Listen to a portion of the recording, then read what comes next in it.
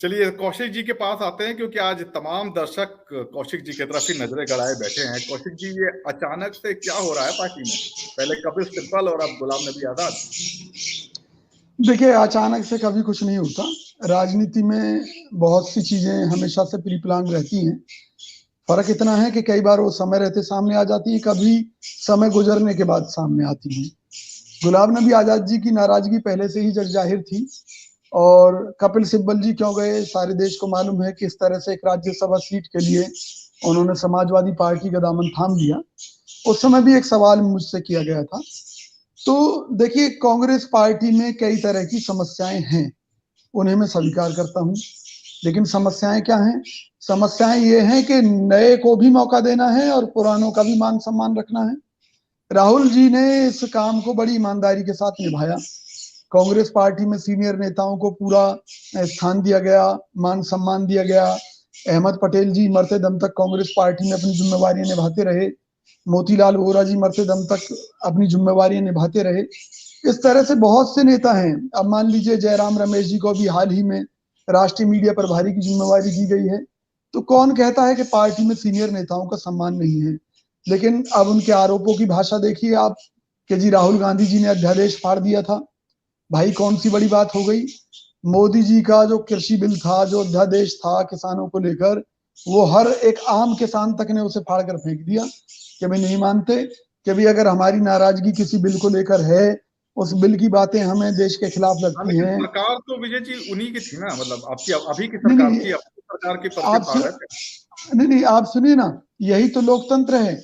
आज मोदी जी का कोई भी बंदा मोदी जी के खिलाफ कहकर दिखाए। देखिए गडकरी जी की क्या हालत कर दी, सुषमा स्वराज जी को कहाँ फेंक दिया था, आडवाणी जी को कहाँ पर बिठा दिया इन्होंने, मुरली मनोहर जोशी को कहाँ बिठा दिया, दो मुस्लिम नेता हैं उनको कहाँ बर्फ में लगा दिया बीजेपी ने। बीजेपी में जो भी सही बात कहेगा उसको मिटा दिया जाएगा। ये बीजेपी के अंदर एक तानाशाहवाद है, अगर हम देखें तो। क्योंकि मोदी जी ही सब कुछ हैं। जैसे तुम ही हो माता पिता, तुम ही हो बंधु जी। सखा, तुम ही हो, सब कुछ मोदी जी हैं। टॉयलेट से लेकर संसद तक सिर्फ एक ही व्यक्ति की फोटो है, वो हमारे देश के माननीय प्रधानमंत्री नरेंद्र मोदी जी हैं। देश में और जी। कोई काम नहीं कर रहा। दिन रात वही काम कर रहे हैं। वो काला धन जी। वापस लाने के लिए काम कर रहे हैं, फिर भी काला विजय धन जी, बढ़ रहा है स्विस बैंक कौशिक में। जी, कौशिक वो जी ले लेते हैं, फिर अगले सवाल पे आते हैं। कौशिक जी। देखिए, मिश्रा जी के सारे आरोप झूठे हैं। सबूत बताता हूं आपको कि नहीं, मैं हरियाणा तर्क दे रहा में हूं सर। मेरा कोई आरोप किसी पार्टी पे नहीं है, माफ आप करिएगा, इतना चलिए, बड़ा नहीं हूं कि नहीं मैं नहीं, आरोप मिश्रा जी लगाऊंगा। बहुत अच्छी बात है कि आपका कोई आरोप नहीं है, उसका हम स्वागत करते हैं। देखिए, मैं सिलसिलेवार बता देता हूं इस बारे में। कि मान लीजिए गुलाम नबी आजाद हैं, जो ये कह रहे थे कि भी उनको काम नहीं करने दिया जा रहा था। दूसरी तरफ ये कहा जा रहा था कि वो एक ग्रुप बना है, उसमें चौधरी भूपेंद्र सिंह हुड्डा जी का भी नाम था। हरियाणा के अंदर सारी कमान एक तरीके से चौधरी भूपेंद्र सिंह हुड्डा जी को दे दी गई। और उनकी पसंद के मुताबिक जो चौधरी उदयभान जी थे, उनको प्रदेश अध्यक्ष बना दिया गया। तो ये कहना गलत है कि जो अगर किसी बात को उठाता है उसको बर्फ में लगा दिया जाता है। चौधरी भूपेंद्र सिंह हुड्डा जी इस बात का उदाहरण है कि उन्हें गले लगाया गया। लेकिन किस कारण गले लगाया? कि एक तरफ अहमद पटेल जी हैं, जो केवल जुबानी बात कर रहे हैं। अपने क्षेत्र की जनता के लिए, जम्मू कश्मीर की जनता के लिए उन्होंने क्या किया? कौन सी रैलियां की? कौन सा इस भाजपा सरकार के खिलाफ संघर्ष किया? जबकि चौधरी भूपेंद्र सिंह हुड्डा जी लगातार हरियाणा में सरकार के खिलाफ, सरकार की जन विरोधी नीतियों के खिलाफ संघर्ष करते रहे। तो हमारी पार्टी में लोकतंत्र है, तभी तो पार्टी उन्होंने गले लगाया। अब कोई काम ही नहीं करना चाहे, अगर बिगर काम किए कांग्रेस पार्टी का हर सीनियर नेता राज्यसभा का सांसद बनना चाहेगा, तो मैं माफी चाहता हूं कि इतना स्पेस पार्टी में नहीं है कि हर किसी को राज्यसभा में भेजा जाए। कई बार नए लोगों को भी मौका दिया जाता है। अब भाई, दूसरी जिम्मेवारियां वो संभालने के लिए तैयार नहीं, जहाँ काम करना पड़ता है गुलाम नबी जी को, तो उन परिस्थितियों में उन्हें राज्यसभा दी नहीं जा सकती थी, क्योंकि नए लोगों को भी मौका देना था। राहुल गांधी जी की क्या लड़ाई है कांग्रेस के अंदर, वो मैं स्पष्ट बता देता हूं। सबसे पहले जब तालकटोरा में हमारा अधिवेशन हुआ था कांग्रेस का, उसमें राहुल गांधी जी ने कहा था कि पीछे हमेशा वही व्यक्ति, वही कार्यकर्ता रह जाता है जिसको कांग्रेस में मौका नहीं मिलता। तो वो सबसे पीछे खड़े हुए व्यक्ति को, कार्यकर्ता को, युवा को मौका देना चाहते थे। इसलिए जो एक लॉबी है कांग्रेस में, जो कहीं ना कहीं कुछ लोग हैं जो भाजपा से हाथ मिलाकर जो राहुल जी को गलत सलाह देकर या पार्टी में गलत नीतियों को पोषित करके उन्होंने पार्टी को नुकसान पहुंचाने का काम किया। उसके बावजूद राहुल गांधी जी के संघर्ष में कोई कमी आई हो तो बता दीजिए। पूरी कांग्रेस में सड़क से लेकर संसद तक राहुल गांधी जी ने इस देश में इस देश की जनता के लिए संघर्ष किया। गुलाम नबी आजाद कहाँ रहे? उन्हें जम्मू कश्मीर संभालना चाहिए था, वहां अपनी लड़ाई शुरू करनी चाहिए थी, वहां से संघर्ष को आगे बढ़ाना चाहिए था, लेकिन नहीं, उन्हें तो राज्यसभा चाहिए। तो पार्टी जो है इन परिस्थितियों में क्या करे, आप ही बता दीजिए। क्या युवाओं को मौका नहीं मिलना चाहिए? तो हमने युवाओं को भी और बुजुर्गों को भी सभी को समायोजित करके राहुल गांधी जी के आदेश अनुसार पार्टी को मजबूत करने का काम कांग्रेस की तरफ से हर कार्यकर्ता कर रहा है। अच्छा विजय जी, गुलाम नबी आजाद आप कह रहे हैं कि काम नहीं कर रहे थे। उन्होंने और भी कुछ आरोप लगाए कि राहुल गांधी के जो इर्द गिर्द लोग जमा हैं वो पार्टी के फैसले कर रहे हैं। उन्होंने साफ कहा है कि इनके जो पीए हैं, इनके जो सिक्योरिटी गार्ड्स हैं, वो फैसले लेते हैं। इस पर कुछ कहेंगे आप?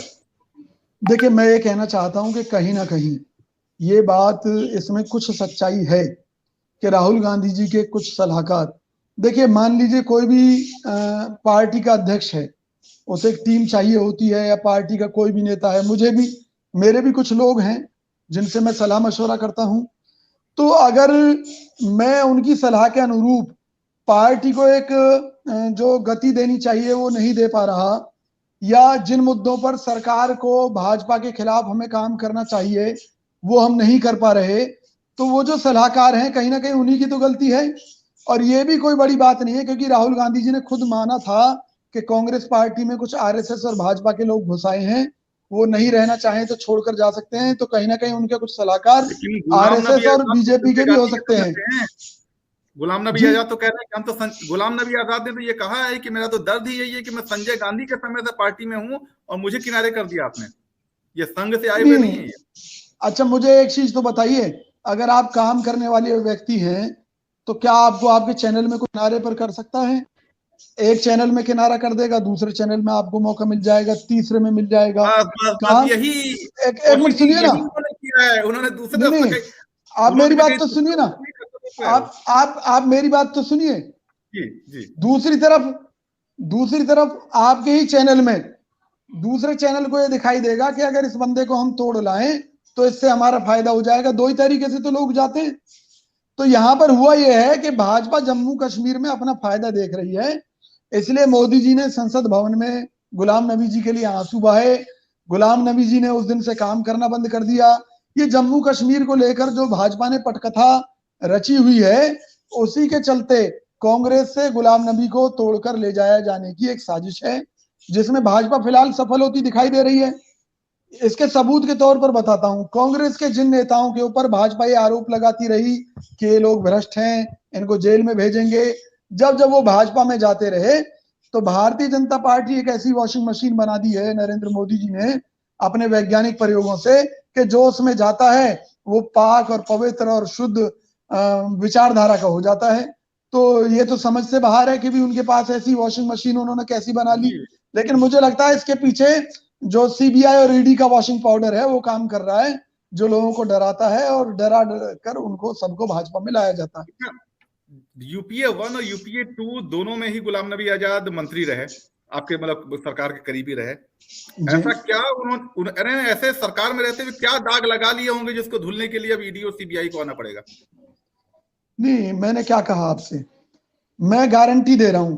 अच्छा, एक छोटी सी चीज बताता हूं मैं आपको, मुझे किसी थाने का चार्ज दिलवा दीजिए सरकार से, और जो मुकदमा जिसके खिलाफ दर्ज कराऊंगा 101% वो साबित होगा। तो सरकार के पास बहुत सारी पावर है, हर ईंट के नीचे भ्रष्टाचार आप साबित कर सकते हो और हर किसी को ईमानदार घोषित कर सकते हो। यही काम भाजपा कर रही है और इसी चीज का फायदा उठाकर लोगों को ब्लैकमेल करके भाजपा में लाया जाता है। उठा रहे हैं कौशिक जी। जी देखिए, मैं ये कहना चाहता हूं, पंजाब, देखिए पंजाब का मामला सबूत है इस बात का कि जिन कैप्टन अमरिंदर के ऊपर ये आरोप लगाते थे भाजपा वाले, बाद में उन्हें इन्होंने फंड्स दिए, सारी मदद उनकी की, इस तरह की जानकारियां हमें मिली हैं। और वहां पर एक नई पार्टी का गठन कैप्टन अमरिंदर सिंह से कराया, जिसने भाजपा के साथ सहयोग करके चुनाव लड़ा। तो भाजपा जो है आज की डेट में देश का सारा माल पूंजीपतियों के माध्यम से इन्होंने अंदर कर लिया है। कहीं भी सरकार गिराने के लिए इन्हें हजारों करोड़ खर्च करने में कोई दिक्कत नहीं है, कहीं किसी की पार्टी बनवाने में इन्हें कोई दिक्कत नहीं है। लेकिन मैं पूरे देश की जनता से एक सवाल करना चाहता हूं कि अगर गुलाम नबी आजाद जम्मू कश्मीर की जनता की लड़ाई लड़ना चाहते थे या देश की जनता के लिए काम करना चाहते थे, उन्हें कांग्रेस ने रोका कब था? कब रोका था उन्हें? लेकिन वो बेगर काम किए, कभी राज्यसभा चाहते थे, कभी मान लीजिए प्रधानमंत्री पद का चेहरा बनना चाहते थे या कुछ भी। अरे भाई काम करो, साबित करो। ये कांग्रेस है, जो विधायक निर्णय लेंगे, जो सांसद निर्णय लेंगे, उसके हिसाब से उसको सम्मान मिल जाएगा पार्टी में। किसने मना किया है? और पार्टी ने क्या नहीं दिया? आप गुलाम नबी आजाद आज ये मुझे बता दें कि जब इनको केंद्रीय मंत्री बनाया गया, विभिन्न जिम्मेवारियां दी गई, तो क्या राजनीतिक रूप से इनकी उतनी हैसियत थी? अगर नहीं थी और फिर भी पार्टी ने आगे बढ़ाया, तो आज ये किस मुंह से आरोप लगा सकते हैं कि कांग्रेस पार्टी ने इनके साथ कोई छल किया या काम नहीं करने दे रहे? काम आदमी अपने दम पर करता है, कार्यकर्ता भी अपने दम पर करता है, नेता भी अपने दम पर करता है। मैंने सबूत दिया है कि हरियाणा में हुड्डा जी जगह जगह रैलियां कर रहे हैं। एक मिनट के लिए आपको रोकूंगा, आपको ये सुन के अच्छा लगेगा। वैसे दर्शकों से मैंने प्रतिक्रिया मांगी थी और जो प्रतिक्रिया आ रही है मैं पढ़ रहा हूँ, शायद कौशिक जी खुश हों। मिश्रा जी, रहीम सरकार लिखते हैं, बहुत अच्छी खबर, कांग्रेस को कोई फर्क नहीं पड़ने वाला, उल्टा फायदा होगा। मुस्लिम समाज गुलाम के बहकावे में आने वाली नहीं है। विनोद मित्तल बंटी लिखते हैं कि जब तक सीएम पद, union minister, LOP, Rajya Sabha seat रही, तब तक गुलाम जी के लिए सब ठीक था। अब सब कुछ बदल गया है। तो अभी तक जो दर्शकों की प्रतिक्रिया आ रही है वो काफी कुछ विजय कौशिक जी के लिए एक अच्छी खबर हो सकती है। कौशिक जी कंटिन्यू। मैं ये कहना चाहता हूं कि जिंदगी भर आपने एंजॉय किया कांग्रेस में। कांग्रेस ने आपको हर सुख सुविधा साधन उपलब्ध कराए कि आप देश की अधिक से अधिक सेवा कर सको। लेकिन आज जब आपको कुछ काम करके दिखाना चाहिए था, आप काम ना करके आप पार्टी के ऊपर आरोप लगाएं, राहुल गांधी जी के ऊपर आरोप लगाएं। मैं ये कहता हूं गुलाम नबी जी, राहुल गांधी जी ने अपने पिता को खो दिया बचपन में। आपको ये समझना चाहिए था कि उनके बुजुर्ग की हैसियत से आप उनका सहारा बनते, आप उनके कंधे से कंधा मिलाकर खड़े होते, और आपने उन पर इस तरह के ओछे आरोप लगाकर उन्हें बीच में छोड़ दिया। तो ये बहुत शर्मनाक बात है, सामाजिक रूप से भी, राजनीतिक रूप से भी। और कुछ दिन बाद जब गुलाम नबी आजाद जी का असली चेहरा सामने आएगा कि जी भाजपा के साथ मिली भगत करके उन्होंने कोई पार्टी बना ली है या बीजेपी का वो चेहरा बन गए हैं, तो उन परिस्थितियों में देश की जनता इस बात को स्वीकार करेगी कि विजय कौशिक ने जो आपके चैनल पर कहा था वो एक एक बात सत्य कही थी। और एक बड़ी सीधी सी बात है, आप फारूक अब्दुल्ला का ही मामला ले लीजिए। उन्होंने एक गुपकार संगठन बनाया जम्मू कश्मीर के अंदर, ठीक है, और गुपकार संगठन बनाने के बाद में अब उन्होंने ऐलान किया है कि जी गुपकार में उनकी अनदेखी हो रही थी, इसलिए अब वो अलग चुनाव लड़ेंगे। तो कांग्रेस में दरबारी कल्चर है, कांग्रेस में गार्ड्स और सिक्योरिटी और पीए जो है वो फैसले ले रहे हैं, और राहुल गांधी एक तरफ भारत जोड़ो यात्रा की बात कर रहे हैं और दूसरी तरफ कांग्रेस तोड़ो का काम कर रहे हैं। ऐसे ही कुछ रिएक्शन की उम्मीद थी जब इतनी देर से, जैसा कि मिश्रा जी ने कहा कि एक डिसिप्लिन पार्टी है और सोच समझ के एक आक्रामक अंदाज में हमला करेगी, तो उसकी शुरुआत हो गई है। कौशिक जी, सुन लिया आपने जयवीर शेरगिल ने क्या कहा? जी देखिए, मैं आपको फिर बड़ी सीधे शब्दों में कह रहा हूं कि राजनीतिक साजिश, इसको उजागर होने में ज्यादा समय नहीं लगेगा क्योंकि जम्मू कश्मीर के चुनाव नजदीक हैं। मैं एक बड़ी सीधी सी बात कह रहा हूं आपसे कि गुलाम नबी आजाद को क्या नहीं दिया पार्टी ने, और किस सीनियर लीडर को क्या नहीं मिला। अरे भाई, युवाओं को भी मौका चाहिए, उनको भी आगे। जी कौशिक जी, एक छोटा सा सवाल मेरा ये है, आपके नेता हों या आपके सहयोगी हों, वही क्यों टूट जाते हैं इतने आसानी से? झांसे में कैसे आ जाते हैं? मतलब कपिल सिब्बल हट जाते हैं, अमरिंदर सिंह का मोह भंग हो जाता है, ज्योतिरादित्य सिंधिया भी नाराज हो जाते हैं, सचिन पायलट नाराज होते होते चलिए वापस मान जाते हैं, पर वो रिसोर्ट तक का आना जाना तो खैर हो ही गया, जो भी खर्च लगाओ बजट आपको बेहतर पता होगा। अब गुलाम नबी आजाद, तो ऐसे में बीजेपी के जो हमले हैं कि अब कांग्रेस तोड़ो की एक नीति चल रही है, उसमें क्या गलत है? देखिए, कांग्रेस में हर नेता की अलग अलग स्थिति है। अब जैसे मान लीजिए आपने कहा कि भी सचिन पायलट का मुद्दा, वहां मुद्दा ये था कि भी अगर मान लीजिए वहां विधायकों की लड़ाई है, विधायक माने अगर 200 विधायक हैं और 150 अगर मान लीजिए कमलनाथ जी के साथ हैं, तो हम 50 विधायक वाले नेता को मुख्यमंत्री कैसे बना सकते हैं? आप बताइए। फैसला तो विधायकों को करना है ना। अगर सचिन पायलट उसमें, अगर मान लीजिए राजस्थान में सचिन पायलट इस मुद्दे पर कमजोर रहे, या वहां पर ज्योतिरादित्य सिंधिया फेल रहे मध्य प्रदेश के अंदर, तो उन परिस्थितियों में कांग्रेस की क्या गलती है? अब उसमें अगर कोई नाराज होता हो तो होता रहे, एक बड़ा परिवार है, नाराजगियां भी होती हैं, हम उनको गले भी लगाते हैं। सचिन पायलट जी की भी नाराजगी दूर की, लेकिन ज्योतिरादित्य सिंधिया भाजपा के जाल में बुरी तरह फंस चुके थे, चले गए वहां। और वहां एक ऐसे महकमे के मंत्री हैं जिसके जहाज तक मोदी सरकार ने बेच दिए कि भाई खाली पीले अपना तमगा लगाकर घूमते रहो मंत्री पद का और एंजॉय कीजिए। तो सवाल यह है कि जो भाजपा है आज कांग्रेस को तोड़ने की जो साजिशें रच रही है, रचती रहे, हमें कोई फर्क नहीं पड़ता। हम 36 गुलाम नबी आजाद पैदा कर देंगे। खुद गुलाम नबी आजाद ये कह रहे थे कि भी उन्होंने उस समय कांग्रेस का हाथ थामा जब कश्मीर में कोई नहीं कांग्रेस के साथ खड़ा होता था, तो किसी विचारधारा के कारण ही तो वो कांग्रेस के साथ आए थे। तो यही हमारी विचारधारा नए गुलाम नबी आजाद को जन्म दे देगी फिर से जम्मू कश्मीर में, पूरे देश में हम फिर उठ खड़े होंगे। राहुल गांधी जी ने जो जगदीश शेरगिल ने, अच्छा कौशिक जी, कपिल सिब्बल ने कुछ समय पहले कहा था, उसके बाद अलग हुए वो, और भी कई नेता जो आपके यहाँ जो ग्रुप 23 कहा जाता है वो भी बोल चुके हैं कि कांग्रेस को एक फुल टाइम प्रेसिडेंट की जरूरत है। राहुल गांधी प्रेसिडेंट नहीं है, लेकिन वो बिहेव करते हैं कि वो प्रेसिडेंट है। तो और अब राहुल गांधी की बात आ रही है तो वो कह रहे हैं कि मैं नहीं बनूंगा जी, अब कोई गांधी परिवार से बाहर का बनेगा। लेकिन अगर रिमोट कंट्रोल गांधी परिवार के पास रहेगा तो वो बाहर वाला भी क्या कर लेगा। ये तमाम आरोप आपकी पार्टी के ऊपर लगाए जा रहे थे। ये जो अध्यक्ष पद की गुत्थी है, इसको सुलझा क्यों नहीं लेते? बहुत लंबी खिंच गई है। नहीं, भाजपा के तो कुछ लोग ये भी कहते हैं कि भी विजय कौशिक नरेंद्र मोदी की तरह व्यवहार करता है जैसे वह प्रधानमंत्री हो। तो इन बातों का कोई हल है क्या कि भी राहुल गांधी जी ऐसे व्यवहार करते हैं जैसे वो अध्यक्ष हों? अरे भाई, वो कांग्रेस का हर कार्यकर्ता अपने आप में अध्यक्ष है कांग्रेस का। जब वो कांग्रेस का अध्यक्ष बनकर काम करेगा तभी तो पार्टी मजबूत होगी। और राहुल गांधी जी ने स्पष्ट कह दिया है कि भी कांग्रेस पार्टी का अध्यक्ष गांधी परिवार से नहीं होगा, उसके लिए चुनावी प्रक्रिया चल रही है। चुनावी प्रक्रिया के बाद में हमारी कांग्रेस पार्टी में एक पूर्णकालिक अध्यक्ष की नियुक्ति हो जाएगी। तो ये जो भाजपा आरोप लगाती है ना, देखो भाजपा को तो राजनीति करनी है इस मुद्दे पर।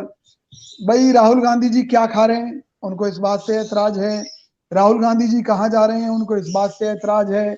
खाया तो खाया क्यों, नहीं खाया तो नहीं क्यों नहीं खाया, वहां विदेश गए तो क्यों गए, नहीं गए तो क्यों नहीं गए जी, वो इंडिया में दिखाई नहीं दे रहे, वो दिखाई दे रहे हैं।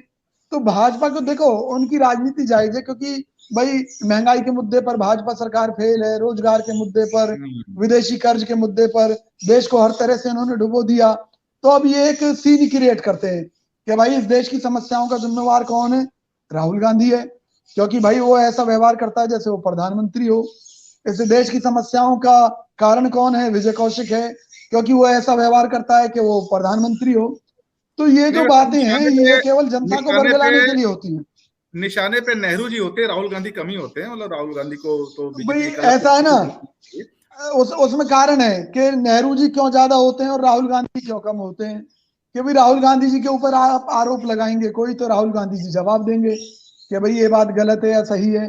अब नेहरू जी तो निकल कर आने से रहे ना भाई, उनको तो महंगाई वाली बात कही कौशिक जी, आपने महंगाई वाली बात कही। अभी पिछले महीने जब ईडी वीडी के सुनवाई के लिए बुलाया जा रहा था, तब आप लोगों ने एक बहुत बड़ा देशव्यापी प्रदर्शन किया था कांग्रेस मुख्यालय पे। आप सब जेल भी गए थे, मेरी मुलाकातें हुई थी आप लोगों से। उस वक्त मैंने एक सवाल पूछा था कांग्रेस मुख्यालय में तमाम नेताओं से कि ये प्रदर्शन आज ही भर रहेगा या कल भी देखा जाएगा, और उसके जवाब में लगभग हर एक नेता ने मुझे कहा था कि नहीं, ये कंटिन्यू है, हम तो प्रदर्शन करते हैं, आप मीडिया वाले हमें दिखाते नहीं है।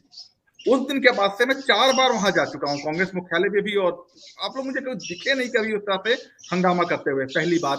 दूसरी बात, आपके तमाम नेता ट्वीट दिखाते हैं, पुरानी तस्वीरें दिखाते हैं कि जब आपकी सरकार थी तब मोदी एंड टीम जो है विपक्ष में रहकर कैसे रसोई गैस हो या बिजली हो या पेट्रोल हो, उसकी कीमतों के ऊपर हंगामा करते थे। स्मृति ईरानी चूड़ियां बेचती थी, राजनाथ सिंह सड़कों पर बैठते थे। एक तरह से कहा जाए उन्होंने सरकार का जीना हराम कर दिया था विपक्ष में रहते हुए। आपको किसने रोका है? आप क्यों 1 महीने करके 3 महीने साइलेंट बैठ जाते हैं? ये एक सवाल मेरा क्या कई ऐसे लोगों का होगा जो सरकार से नाराज हैं, एक उम्मीद की तरफ, विपक्ष की तरफ एक उम्मीद के लिए देख रहे हैं, पर आप 2 दिन कुछ करते हैं, फिर 2 महीने खामोश हो जाते हैं। ये खामोशी क्यों होती है? देखिए, सच्चाई में बताना चाहता हूँ पूरे देश के सामने, हमें कोई गुरेज थोड़ी ना है सच बताने से। पहली बात तो उसके बाद भी हम कई प्रदर्शन कर चुके हैं, और इस 24 अगस्त की भी कांग्रेस पार्टी ने रैली रखी हुई थी, जो कि अब 4 सितंबर की हो गई है, और उसके बाद से हमारी देश भर में भारत जोड़ो यात्रा राहुल जी के नेतृत्व में शुरू हो जाएगी। तो पहली बात ये कि हम बिल्कुल भी शांत नहीं बैठे हैं, लगातार काम कर रहे हैं। दूसरी बात ये, देश में पहली बार एक ऐसी सरकार जो कहती कुछ है करती कुछ है, और राजनीतिक रूप से जिनको ये अपना विरोधी मानती है उन्हें खत्म करने के लिए किसी भी हद तक जाने के लिए तत्पर रहती है कि कांग्रेस पार्टी को चंदा ना मिल जाए, कांग्रेस पार्टी के नेताओं को तोड़िए, सीबीआई का डर दिखाकर तोड़िए, ईडी का डर दिखाकर तोड़िए, कांग्रेस को कहीं किसी से कोई मदद ना मिल जाए कि जिससे कि हम धरने प्रदर्शन जो करते हैं उसमें अगर टेंट वाला कोई दरी का सहयोग भी ना दे दे। तो जब इस स्तर तक राजनीति आ जाती है कि आज देखिए, एक तरफ तो पेट्रोल डीजल के दाम कहाँ जा रहे हैं, आज कोई भी धरना प्रदर्शन है कितना महंगा है, कार्यकर्ता की भी कमर टूटी पड़ी है इस महंगाई के दौर में। आखिर कब तक भाई, रोज रोज कहाँ तक वो भी बेचारा अपने घर से दिल्ली आएगा, पेट्रोल फूकेगा, डीजल फूकेगा, खाने में भी आजकल पर हेड जो है 200 रुपए का खर्चा हो जाता है। तो कार्यकर्ताओं को भी तो जिंदा रखना है हमें, या हम रोज रोज प्रदर्शन करके उन्हीं की कमर तोड़ दें कि भी कल को हम बुलाएं और वो बेचारे आ ही ना पाए कि जी हमारे जेब में आने तक के पैसे नहीं है। अच्छा, वो जमाना भी नहीं रहा। पेट्रोल के दाम बढ़ गए तो अब राजनीति आप छोड़ देंगे, आप धरना प्रदर्शन नहीं देंगे। 1 मिनट मिश्रा जी, सुनिए मेरी बात। अब वो जमाने भी नहीं रहे कि पैदल आप कहीं के लिए निकल पड़ते थे, पता चला कि आप हाईवे पर निकले कोई गाड़ी कुचल गई आपको। आजकल तो पैदल चलना भी सेफ नहीं रहा ना। तो देखिए, महंगाई इतनी बढ़ गई है कि राजनीति अब छोड़नी पड़ रही है। देखिए, महंगाई के कारण राजनीति छोड़ने वाले आप पहले प्रवक्ता है, पहली पार्टी है मिश्रा जी, जो कि ये लॉजिक दे रही है कि महंगाई इतनी बढ़ गई है उसके कारण हम धरने प्रदर्शन नहीं करते हैं। अरे मिश्रा जी, सुन तो लो। अच्छा, सुन तो लो, या तो मुझे अपनी बात कह लेना दो या आप कह लो, मैं शांत हो जाता हूं। बोलिए। ठीक है, मैं आपको केवल ये कहना चाहता हूं, भाजपा मुख्यालय में ट्रक के ट्रक भरकर नोट आते हैं। पिछले दिनों अशोक गहलोत जी ने खुलासा किया था, राज्यों से जाते हैं, और चर्चाएं तो बहुत तरह की हैं कि विभिन्न बाबाओं का पैसा कहाँ जा रहा है। पिछले दिनों एक प्राइवेट हॉस्पिटल का उद्घाटन हुआ कि भी उसमें भी बड़ी मोटी रकम जो है भाजपा मुख्यालय में गई है। ये जो देश और दुनिया की सबसे गरीब पार्टी थी भारतीय जनता पार्टी, वो 2014 के चुनाव के बाद में देश और दुनिया की अमीर पार्टी कैसे हो गई। जिन बीफ कंपनियों का ये लोग विरोध करते थे उनसे इन्होंने सबसे ज्यादा मोटा चंदा लिया। तो आज सबको ये जानने का हक होना चाहिए कि भाजपा देश और दुनिया की सबसे अमीर पार्टी कैसे हो गई। पीएम केयर्स के नाम पर इकट्ठा किया गया अरबों खरबों रुपए कहाँ किसकी जेब में चला गया, कौन बताएगा? ये तो विपक्ष का काम है कि सरकार का जीना मुहाल कर दे, लेकिन महंगाई ने आपके ऊपर तो कहीं ज्यादा ही असर कर दिया है। आपकी बात सुनकर ऐसा लग रहा है। मिश्रा जी, एक छोटा सा रिएक्शन लेंगे, और क्योंकि समय भी हो रहा है तो आखिरी प्रतिक्रिया कौशिक जी के, और उसके बाद हम वाइंड अप करेंगे। उसके पहले आपसे पूछ रहा हूँ, महंगाई डायन इतना असर दिखा रही है कि मतलब राजनीति ही मारी जा रही है? ये मुझसे पूछ रहे हैं आप? जी नहीं, डेफिनेटली। अब देखिए, विजय कौशिक जी ने ये बोला और उनकी बात को मैं सही मानता हूँ। ये लोग धरना प्रदर्शन इसलिए नहीं करते हैं कि कोई कार्यकर्ता अगर आएगा मोटरसाइकिल कार वगैरह से तो इतना महंगा पेट्रोल होगा, तो रिसोर्सेस तो लगते हैं पॉलिटिक्स में। अब महंगाई जब सस्ती होगी तब ये लोग राजनीति फिर से शुरू करेंगे। अभी अपने अपने घरों में आप बैठे रहे। चलिए कौशिक जी, समय हो रहा है, चर्चा को वाइंड अप करना है। मैंने आपसे ये कहा था कि पार्टी को सारी चीजें देखनी होती हैं, कार्यकर्ता की हिम्मत ना टूटे, कार्यकर्ता आर्थिक रूप से ना टूटे। अरे हम कोई भाजपा की तरह डकैत थोड़ी ना है, भाजपा के पास पैसे की कमी नहीं है, किराए पर आदमियों को लेकर आ जाती है, हमारे कोई किराए के लोग थोड़ी नहीं है। तो हम तो एक परिवार की तरह हैं, कांग्रेस एक परिवार की तरह है जहां पर कार्यकर्ताओं का भी मान सम्मान, उनकी जेब, उनका सिस्टम सब कुछ देखा जाता है। पार्टी के नेता भी अपना योगदान देते हैं। पिछले दिनों सोनिया गांधी जी ने क्या कहा था, उन्होंने क्लियर कहा था कि भी पार्टी से जिन नेताओं ने लिया है अब देने का भी समय, और देने के समय के नाम पर गुलाम नबी आजाद जैसे लोग भाग जाते हैं। भागेंगे ही अगर यही हाल रहा तो, क्योंकि देना वो चाहते नहीं है और चाहिए उन्हें सब कुछ पार्टी से। अगर सोनिया गांधी जी अगर इस बात को कह रही हैं कि देने का समय है, देना चाहिए पार्टी के लिए, तो कहीं ना कहीं मैं विजय कौशिक झूठ तो नहीं बोल रहा और हमको झूठ की राजनीति थोड़ी ना कर रहे, या हम कार्यकर्ता का गला दबा दें? मुझे बताइए। और महंगाई है, लोगों के लिए अपना घर चलाना भारी पड़ रहा है, पार्टी चलाना कितना बड़ा टास्क है। गांधी परिवार चला रहा है विपरीत परिस्थितियों में इस पार्टी के लिए, आर्थिक रूप से भी, सामाजिक रूप से भी, शारीरिक रूप से भी उन्होंने अपने आप को पार्टी के लिए समर्पण कर रखा है। ये उनका बहुत बड़ा बलिदान है, बहुत बड़ी कुर्बानी है। और आने वाले समय में समझ जाओगे मिश्रा जी, जब आपको ये पता चलेगा कि देश आर्थिक रूप से बर्बाद हो गया और यहाँ के हालात खराब कर दिए। आपकी भी आर्थिक स्थिति के बारे में जानता हूँ। की भूमिका निभाए, मैं आपकी बातों मैं तो निभाएंगे, मुद्दे बहुत सारे हैं तो निभा रहे हैं और निभाएंगे। कोई शांत नहीं बैठा हुआ, डिजिटली कोई कैसे शांत नहीं बैठा हुआ, डिजिटली विरोध करके कैसे काम चलेगा? मैं आपकी बात मानता हूं, मैं आपकी बात से एकदम सहमत हूं जब आप ये कहते हैं कि स्मृति ईरानी जो चूड़ियां भेजा करती थी महंगाई के मुद्दे पे, आज महंगाई बढ़ाने के मुद्दे पे चुप है। मैं आपकी बात से सहमत होता हूं जब आप राजनाथ सिंह की पुरानी तस्वीरें दिखाते हैं। मैं आपकी बात से सहमत होता हूं जब आप प्रधानमंत्री मोदी की पुराने वीडियोस को ट्वीट करते हैं। मैं आपकी हर बात से सहमत होता हूं, पर मेरा सिंपल सा एक सवाल है, आपको वैसा करने से किसने रोका है जब आप विपक्ष में है? क्योंकि सरकार को रोकने का, सरकार को उस गलत हरकतों से रोकने का काम जो है वो विपक्ष का है, और आज आप कह रहे हैं कि महंगाई है तो हमें थोड़ा सा अपने आप को कंट्रोल करना पड़ रहा है। डॉक्टर साहब, आपने बात की थी दिल्ली, आपने ये कहा था कि दिल्ली में कार्यकर्ताओं ने ये कहा, मैंने दिल्ली के संदर्भ में कहा था कि अगर हम देश भर से कार्यकर्ताओं को दिल्ली बुलाते हैं तो रोज रोज ये संभव नहीं है, लेकिन राज्यवार, जिला स्तर पर रेगुलर हमारे प्रदर्शन चल रहे हैं। मैं आपको पूरा रिकॉर्ड दिखा सकता हूँ, हर राज्य में हमारा काम जारी है, प्रदर्शन जारी है, विरोध जारी है। कौन कहता है कि नहीं कर रहे? आप हमारे क्षेत्रीय नेताओं को किसी को भी देख लीजिए, क्या कमलनाथ जी रोजाना कहीं ना कहीं प्रदर्शन नहीं करते, कहीं ना कहीं सरकार का विरोध नहीं कर रहे? हरियाणा में हुड्डा जी नहीं कर रहे, या पार्टी के कौन से ऐसे विधायक हैं जो नहीं कर रहे? हमारे सांसद हैं नहीं कर रहे? रेगुलर धरने, प्रदर्शन सब कुछ चल रहा है। लेकिन मैंने कहा ना कि अगर हम जब दिल्ली बुलाते हैं तो दिल्ली को लेकर हमारी एक सिस्टम है, उसके तहत हम काम करते हैं। भाई आप एक चीज बताइए ना कि जो हमने जो रैली रखी है, जो अभी 24 को रखी थी और जो आगे हमने सरकार दी है, तो रैली भी तो होगी ना। अभी पिछले महीने आपने ये धरने प्रदर्शन और ये सब देखे हैं, अब फिर से आप देखेंगे रैली है। तो देश की राष्ट्रीय राजधानी में महीने में अगर एक बहुत बड़ा प्रोग्राम भी हो जाए, क्या कम है कि कोई रैली हो जाए, धरने प्रदर्शन हो जाए, चलता रहेगा। एक आखिरी बाकी देश भर में तो रोजाना चल रहे हैं हमारे। कौशिक जी, एक आखिरी सवाल और फिर चर्चा को रोकेंगे। जम्मू कश्मीर में अब कांग्रेस का चेहरा कौन होगा? देखिए, हमारा कार्यकर्ता ही हमारे पार्टी का चेहरा है। हमने कहा कि बहुत गुलाम नबी आजाद हमारे वहां पैदा हो जाएंगे, हमें उस चीज की चिंता नहीं है।